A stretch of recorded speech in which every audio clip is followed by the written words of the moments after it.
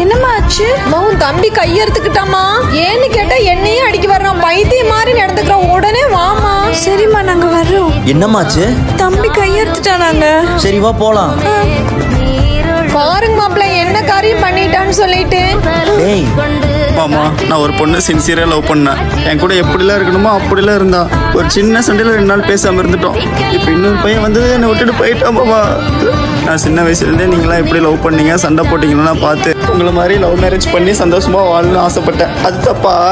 நீங்களும் அக்காவை லவ் பண்ணி தானே கல்யாணம் பண்ணீங்க. அக்கா என்ன உங்களை விட்டுட்டா போயிட்டா? டேய் முட்டாள், உங்க அக்கா என்ன விட்டுட்டு போல. ஆனா நான் ஃபர்ஸ்ட் லவ் பண்ண பொண்ணு என்ன விட்டுட்டு போயிருக்கா. இங்க பாரு, இங்க எல்லா பொண்ணுங்களும் கரெக்டும் கிடையாது, அதே மாதிரி எல்லா பொண்ணுங்களும் தப்பும் கிடையாது. நமக்குன்னு ஒருத்தி வருவா, அது முடி வெயிட் தான் பண்ணணும்.